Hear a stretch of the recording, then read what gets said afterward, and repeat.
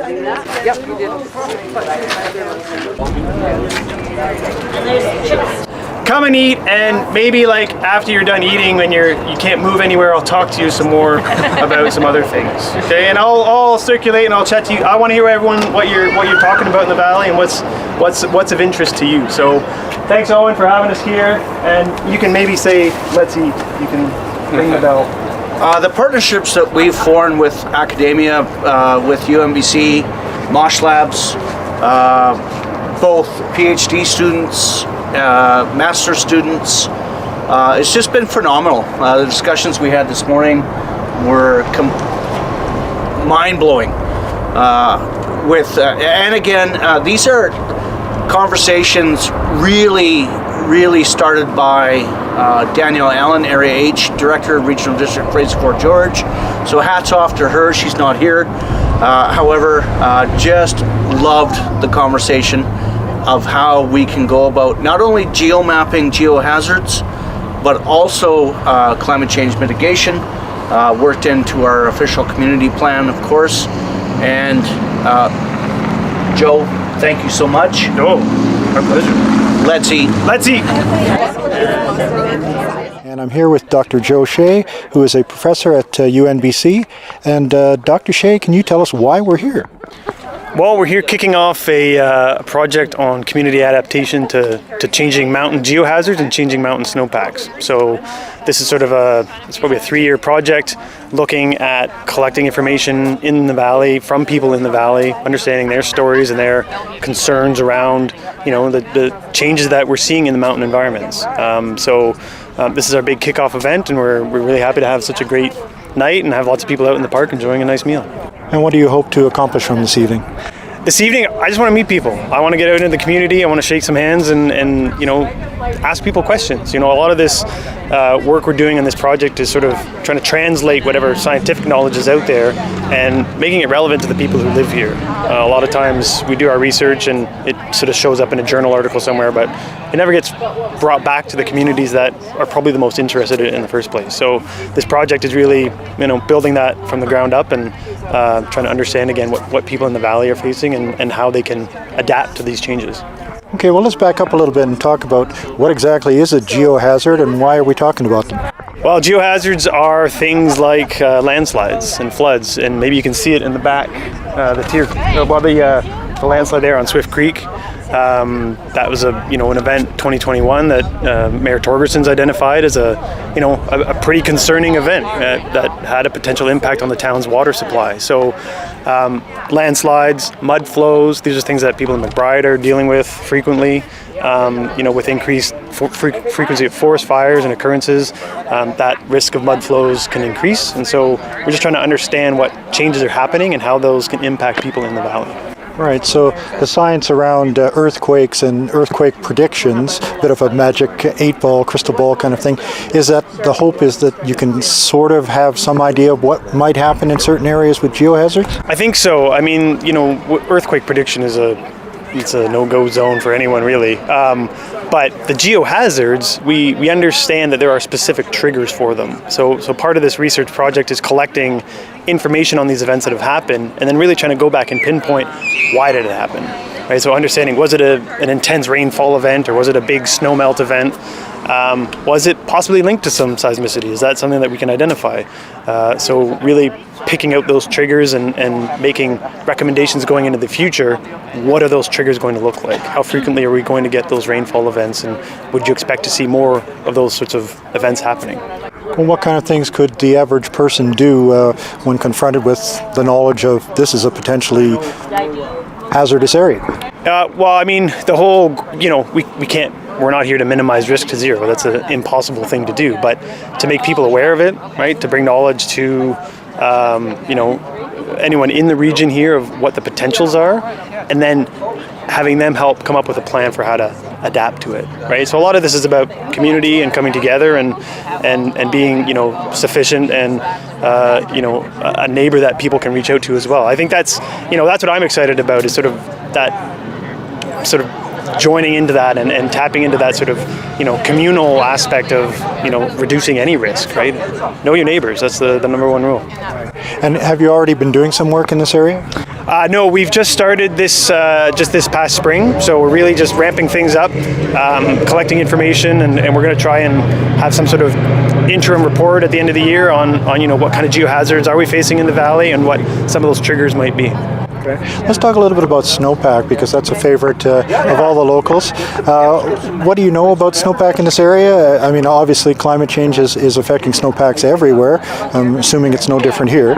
Yeah, well, you know what, the sad thing is we actually don't know a lot, right? There's only a handful of measuring stations in the region, so we don't have great long-term data on how snowpacks are changing. So what we're going to try and do is bring in more, remote sensing information. So satellites have been orbiting for decades now, and we can actually use that information to look at how long the snowpack's been on the landscape and infer changes. And what we're already seeing is that the lower elevation snowpacks are becoming a lot more variable. Sometimes they're gone really early, sometimes they're around a little later. So there's a variability there that is elevation dependent. Up in the highest parts, we don't expect big changes right now because it's still really cold in the winter at the tops of the peaks. And so, snowfall amounts aren't expected to change that much. But it's in those lower and middle elevations that we're most concerned, because that's where a lot of the snow water is stored, and that's what feeds a lot of the rivers into the summer. And so for people who weren't able to make it tonight and want to follow your work, what could they do? Well, I'm at the University of Northern British Columbia. I have a lab website. My research group has a website. It's www.moshlab.org. So MOSHLAB, and that stands for Mountain Snow Hydrology Lab. So. Okay, and what kind of things would they find there? Well, you'll see information about all the projects I've got, and then one of the tabs, it's not built yet, so don't go just right now, but it'll be this project and this community adaptation to changing geohazards and snowpacks, and we'll put up information about coming events. We'd like to do a newsletter if people want to, get information as we're putting it out, so that'll be not very frequent, but maybe a quarterly or biannual kind of thing, just to get the information out there about events that are happening, and we'll be coming back through town regularly to talk to people. So. Oh, great. Well, thanks for coming out and doing this. We're really interested to see where your work goes, and hopefully it gives us some helpful information for the future. Oh, thanks. It's my pleasure to be here. The water used for drinking and for agricultural purposes.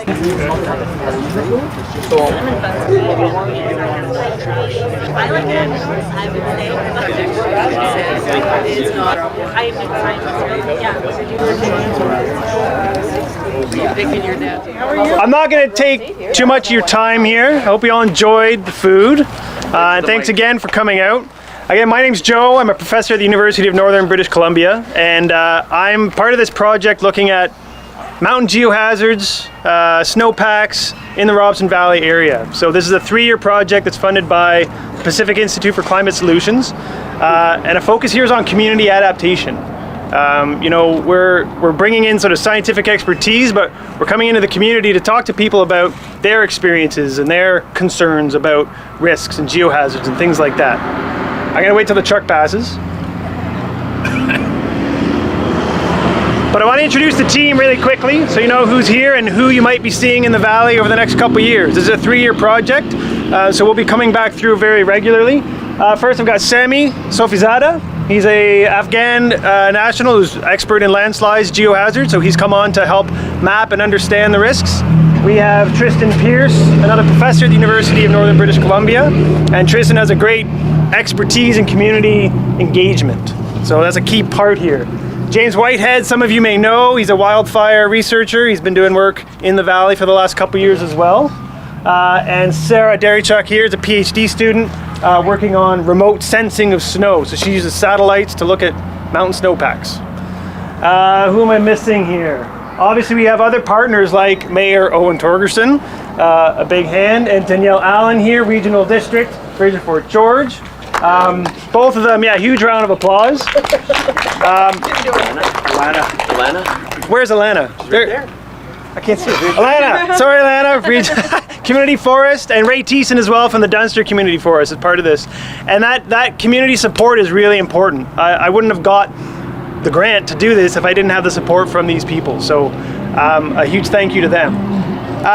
Really quickly, what are we trying to do here? Well, we're trying to understand, what the community sees as the biggest risks, right? Where do you see geohazards. And when I say geohazards, I mean landslides, rock falls, mud flows, right? These things that we hear in the news, and I'm in Prince George and I hear, oh, it's another mudslide or mud flow in McBride. But what does it mean? Yeah, what does it mean to the people in the community? And understanding not just the primary risk, but like the secondary risk and the third degree risk. So these events can have longer term impacts and they can affect multiple things, like a big cascading effect. So trying to understand what those potentials are, and just working with the community to understand how to adapt to them. So that's the project in a nutshell. There's some exercises in pulling together data to really understand these geohazards, and there's lots of data out there, but it's all in these weird places. And so we really want to bring it together into something that people can take a look at and work with. Like, come up to the map and show us what you've seen or where you've seen things happening. We're interested in your personal experiences of this. And then there's a part on mapping the snowpacks and understanding how they've been changing. I was saying to someone earlier, a big problem with the science here is that there's not a lot of data. So how do we address or understand how snowpacks are changing and how they might change in the future?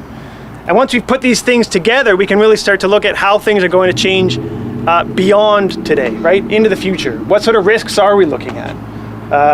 Severe precipitation events or big snowmelt events. Those are the sorts of triggers that we really want to identify in terms of how they relate to, things like rock falls, landslides. And that's part of the project. So it's a big scope. It's a big valley. It's a beautiful valley. You're all very lucky to live here. And we're also really lucky to come in and to come and meet with you. So thanks again for coming out. We're going to do a little quick round of trivia, right? Trivia? Do it, yeah. We got cookies. We got cookies as prizes. If you've already had one, you can have another one. Okay? You ate your prize. So first question, this is a tricky one. Who thinks they've been in the valley the longest? Put your hand up. Oh, yeah, there he is. One. How long, sir? Since 1965. 1965. Do we have a winner? Oh. 1960. Oh, competition. You can both have a cookie if you want. Oh, okay. So I've spent the last 2 years or so, I guess intensely the last year, focusing on the impacts of fire throughout the valley, mostly focused on the western half of the valley, so not quite Valemount, but everywhere from Tejon west.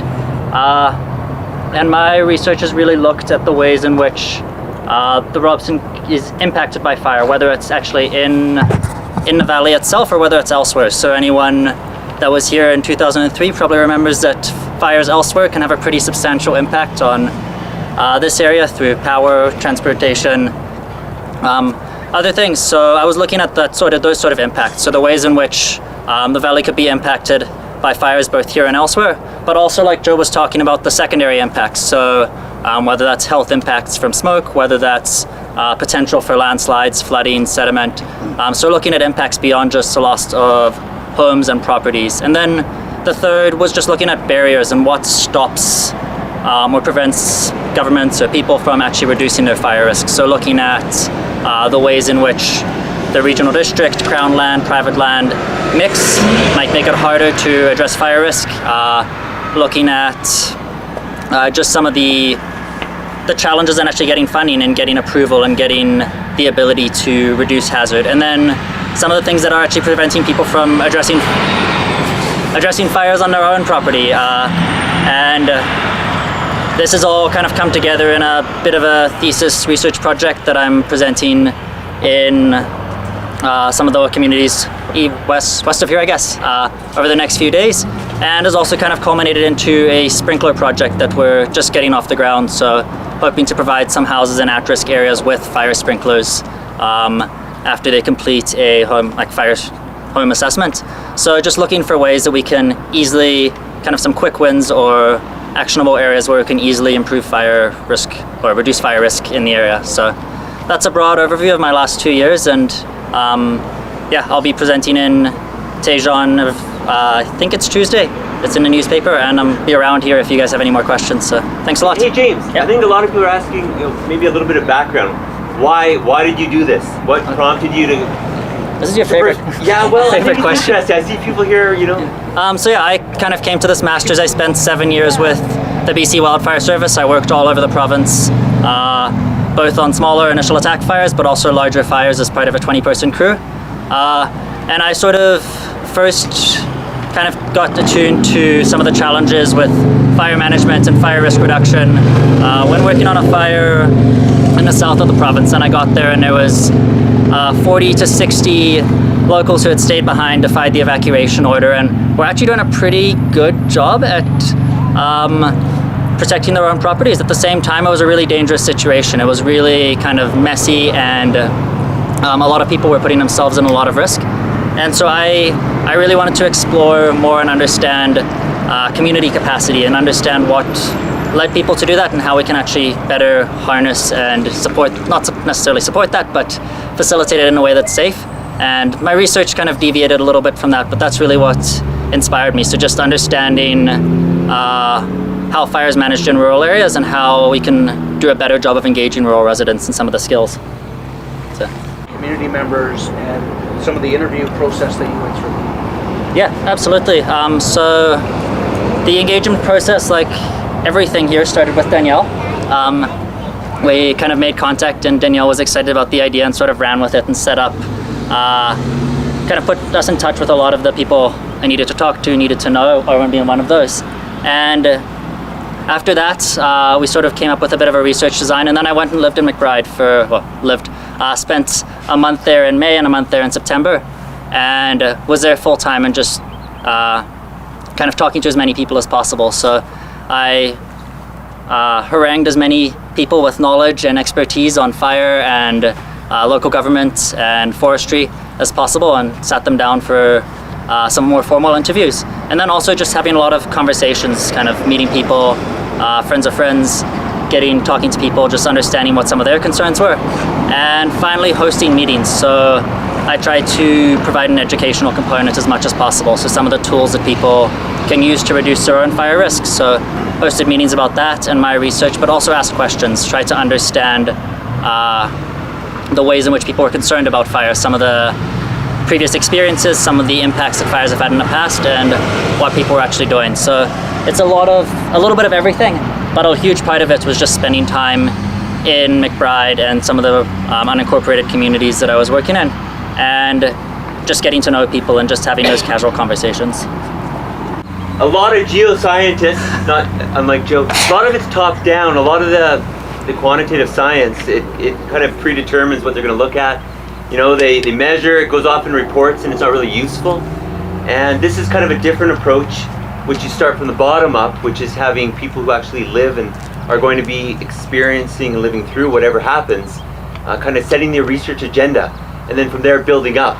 And that's where it's starting. And some of the things we heard really early on is there's a lot of data out there on geohazards. There's a lot of data out there, both from people who've lived here a long time, and also from the stations that have measured. The problem is it's really hard to find and it's hard to validate. And when you actually need it, it's not really at your fingertips. So that's kind of like one of the first steps, is to bring it all together into some useful form. The next step is to find out gaps. You know, what data is needed?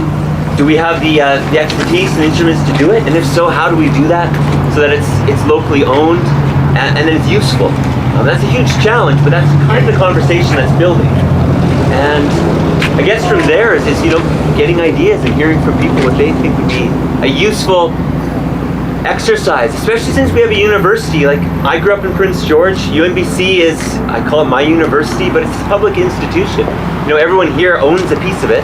A lot of you have your name on the first people who paid the $5, and we got to exercise that place, and that's what we're doing here. And that's thanks to Owen and Danielle, who recognize that university's got to serve the communities that built it. So that's kind of what we're getting at here, is how can we best do that? How can we draw on those expertise, the resources, the students, the mentorship, to do something that has some practical output? And so yeah, so I'll open it up. You know, if anyone wants to yell something, you're welcome to. Burning questions. Don't be shy. I have a question. Friends and I, we walk once a week, twice a week along Swift Creek. This is where we get our drinking water from. But then when you look kind of at the sides, so this always like looks like these slides are coming down anytime. So then we would lose probably drinking water. What do you think, Owen? So you're right. The slide of 21, we actually don't know how stable it is right now. We are measuring stress fractures via tape measure. I think Dr. Shea's team has some ideas around instrumentation that provides real-time data that we could probably utilize. We have budgeted a water study around secondary water sources such as drilling to go hand in hand with our geothermal project. But I think the most important thing is with Dr. Shea and his teams getting that real time data rather than running up there with our COM4 team from the community forest and taking a tape measure and measuring those stress fractures, is getting that instrumentation in place. Or doing it from space. Or doing Sarah it. want to speak about doing it from space? Yay, Sarah! Sarah! Really? All right. Do I have to go near the mic? Is that- Just project. Okay. So yeah, I'm Sarah. I don't do the geology side of things, so the seismic movements is not really my area of expertise. I do snowpack research, but what I really do is remote sensing work. So taking what we're seeing from space, all this data that's being collected up in the skies that governments have spent millions of dollars on, and actually putting it into something useful that then people can take that data and see what's going on in a spatially distributed way. We don't have a lot of observations here. That's been said already a few times. So, if we've got one tower on that mountain and one tower on that mountain, how much are we really seeing of the valley? So the idea is to come in with remote sensing. We can see a bigger area, and then we can use our physical measurements to validate what we're seeing from space. So that's what I do with snow melts. We can detect when the snowpack actually starts melting from space, and we can say when it establishes, how long it hangs out, and when it disappears. And a lot of that duration of the snow cover is really important for the health of the ecosystems and the communities here. There is links between wildfire severity and how long the snow stays on the ground. So looking into variables like that, getting it in a way that people can access and use as they would like. It's mostly what I do. So everything that we learn makes us stronger as a community. Everything that we are able to do to help ourselves move forward with anything makes us stronger as a community. And I'm talking from Alberta to Slim Creek, we're all one community and we rely on each other. And we saw that very much so in the Tier Mountain fire. We had the Valemount Fire Department dropped everything and ran, and they were an essential help in stopping that fire from. It didn't take one house. It didn't cost us one life in that whole experience. It was funny too, and I got to say, our regional district staff is fabulous. Our emergency operations staff was fabulous, but they'd be saying, "Oh, we've got to evacuate people out of this area," and it'd be like, "Yeah, that was done. We did that, half an hour or an hour ago. Those people were gone. We need to get someplace for these animals. Already done." It was an amazing community effort from all through the valley, and we need more. That's the kind of resilience that we need. Those are the kind of community connections that we need as we go into the future with, challenging times and uncertain economic. We've always been able to say, oh, forestry jobs. We always work at the mill or we always do this. Things are changing. We have all sorts of opportunities and all sorts of challenges. Working together is how we're going to do it, and working again with these smart and talented people is just absolutely, it's a bonus for us. So super happy with them. Thank you guys so much. I think they all deserve a big round of applause for coming out and being a part of this. That's the only reason I wanted her to say something. Really complimentary. So Exactly. Final thought. Unless you have any other questions, maybe come up and talk to us afterwards. But what Danielle's saying is kind of giving me goosebumps. Who stays here? Who really loves this valley because of the community, the sense of community? Woo! Yeah. Yeah. Yeah. I'm jealous. I live in Prince George. I don't have this. I have neighbors. He right lives on the wrong side of Prince George. The heart is a different story. The heart is a different story. No, but it's fantastic, and I'm really happy to be here, and I really look forward to coming back and sharing what we're learning and hearing more from you. We'll do these more formally, probably. This is a nice informal barbecue, and it wasn't barbecue, but a bowl. I wanted to do chili, but they wouldn't do chili. So This is better than chili. better than chili? Yeah. Anyways, thanks so much for coming out. Enjoy your evening. If you have any other questions, come up and talk to us or say hello. If you want to put stuff on the map, we have little stickies. You can write a story and put it on the map for us and let us know where to look. Okay? Thanks, everyone.